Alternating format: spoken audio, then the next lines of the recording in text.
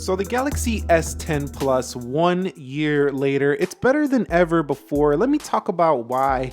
You did yourself a service. You were like, look, bro, I'm gonna get the Galaxy S10 Plus when the price comes down. I'll get it later.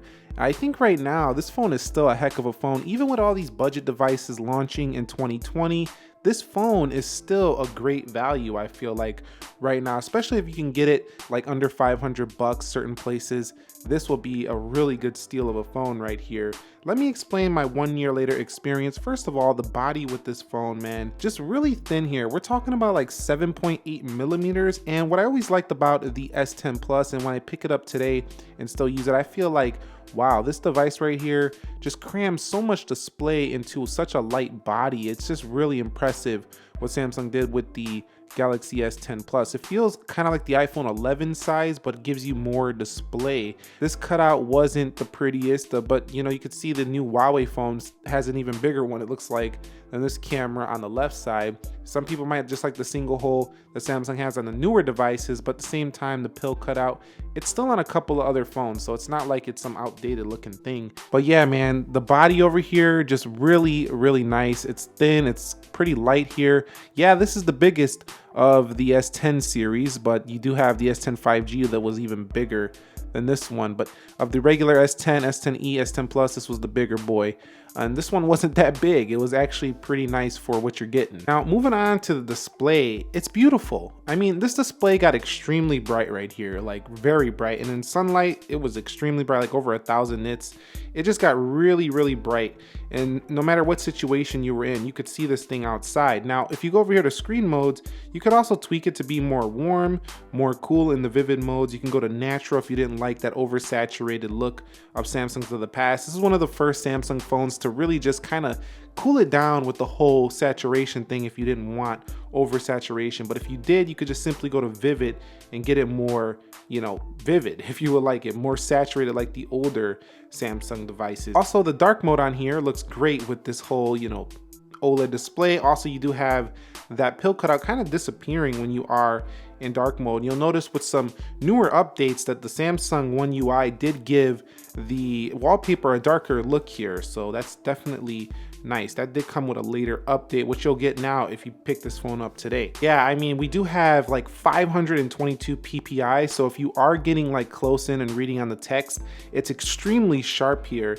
And yeah, this doesn't have the 120 hertz display, but Samsung had limited the 120 hertz display on the newer Samsung devices, so you would have to be in 1080p over here on like the S20 Ultra, the S10 Plus to even see the 120 hertz. And while it does feel a lot smoother than the 60 hertz, it's still not that bad here for the Samsung Galaxy S10 Plus. Most people using this aren't going to be complaining about this phone's not smooth. It is a smooth device. This is the last Samsung phone with all those features that Samsung was known for, like the heart rate monitor. You do have the headphone jack. This does have expandable memory up here. The only thing it's missing is that removable back to put your own battery in, but that's been gone for a long time. But this phone really, for a modern Samsung device, was packing pretty much everything in the kitchen sink, every feature you would want. And for that reason alone, it's still up to date. It still has headphone jack, it's still flagship grade, it still has heart rate sensor. You don't have to have a Galaxy Watch to go ahead and get the heart rate monitor. You can do it right on the phone. This phone has triple camera on the rear. It does have dual camera on the front. It's a beast with all these features. Next up, the storage game on this phone was extremely good. I mean, this one right here was a 128 gigs, so it had like 8 gigs of RAM, but you get this with up to 12 gigs of RAM. Also, you could get the 1 terabyte version of storage. So, I mean, you can really pack this thing up if you're gonna use just the phone as your only computing device, a mobile device. This one right here was definitely one of those kings of storage in 2019. And there's not a lot of phones that offer 1 terabyte internal still to this day. So this is a beast when it comes to storage. You can also expand the memory in here, giving you even more access to storage. Next up is the software. Now, I did leave one of these software updates. I didn't do it because I wanted to show you that this phone is still getting software updates. This is the May patch. I'm about to do it after this video, but I wanted to show you that you are still getting software updates. Now, recently there was some very big vulnerabilities, so definitely do all the updates that you get on your Samsung device here. And it's running the latest software that you would want. It's got One UI 2.1. It's got Android 10 on board. It has all the stuff that you would get in most of the newer Samsung devices. You do have things like DeX mode for this phone. You do have wireless power sharing on this device. Nothing feels dated about this Samsung, and this is why I think this is a better deal than even last year, because you're on the latest software, you still have a cheaper price than when this phone first came out, and you have all the same features, so nothing about this feels old. And with this display, there's definitely enough room to go ahead and pop view things. You can move them around, you could go into another application, you could bring it down, bring it back. I mean, there's a lot of things you can do with the display this large at 6.4 inches. And Samsung definitely has a lot of advanced features. So if we go into advanced features, you'll see that we do have, smart pop-up views, screenshots and recording, direct share. You could reduce your animations, motions and gestures. I mean, a lot of neat little features that you can just have fun with. You'll be finding things you never even knew existed on your phone months later if you don't take a second to go play with all these features on here. And performance, you see me speed test this phone a lot of times, and it won out some of them, it lost in some of them, but overall, Snapdragon 855, this was one of the fastest Samsung phones ever launched. And you could see why Samsung sold more of these than even their new beast, the Ultra, which has a pretty trash autofocus camera. But overall, this phone is just a beast. It was one of the first with the 855 CPU. This thing does have up to 12 gigs of RAM. There's no performance issues with this in 2020. I have zero complaints with this phone. You're not gonna have any issues with it at all. If we go over here to settings and scroll through, I don't experience any lag. Now, yeah, is a 90 Hz display smoother? Yes. Is a 120 Hz display smoother? Of course. But do you really care when you're using this? Probably not, unless you're looking at articles online talking about how it's smoother. You might feel like, oh, I want the smoother display.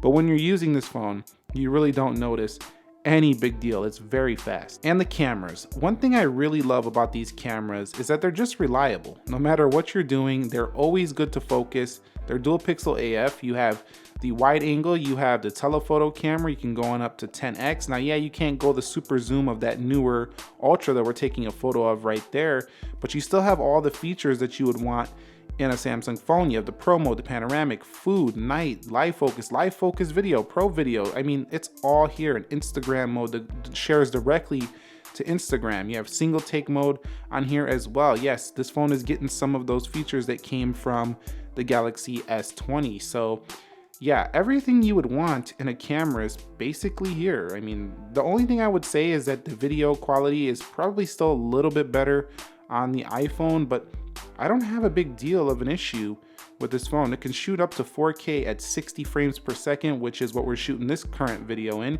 You can shoot on the front video at up to 4K 60 as well, which is pretty amazing. So not a big problem with this camera. You can also back out a little, get more people in the shot. The selfie camera did turn out pretty nice. So I have no big complaints with this camera. And I think that you're gonna be very happy with the system. It's super reliable. It always works every time. You will have no issues using the cameras on these phones. You'll absolutely love the results you get, and it's always reliable. And when it comes to the audio on this phone, dual speakers. Yes, we have headphone jack, like I mentioned before, but dual speakers on here, just super loud. Display dominated by a 5.8-inch dynamic AMOLED display. One thing you will notice is there's still a chin here for the bottom one is definitely more powerful, so if I cover that up, you'll hear.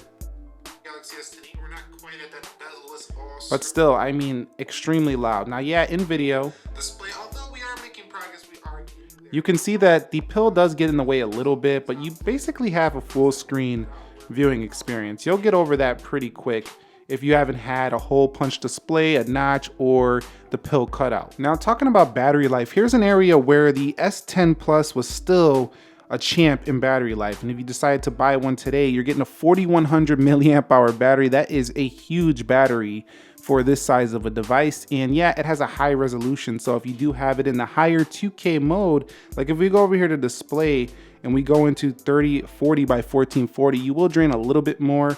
But this phone was always easily getting me through a day, and sometimes stretching into a day and a half. This has extremely good battery life. Have no complaints there. Next up, the phone call quality. Because you have Qualcomm modems in here, you have great reception, great LTE performance. No, this is not the 5G model, but you could get this with 5G if you want the S10 5G, but I would just go with the Plus. Really, 5G is not widespread yet.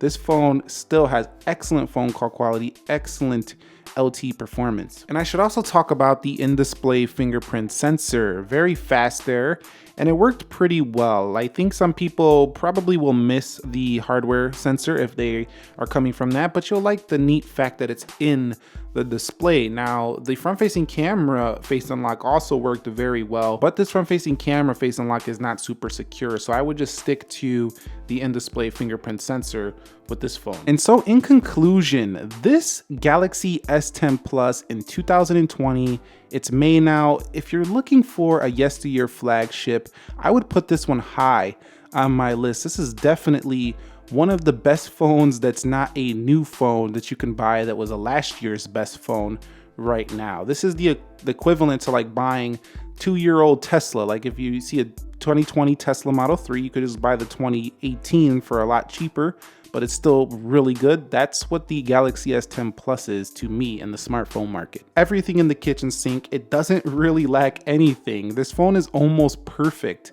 There's almost nothing wrong with this phone unless you just don't like Android. That's just a personal opinion if you don't like Android.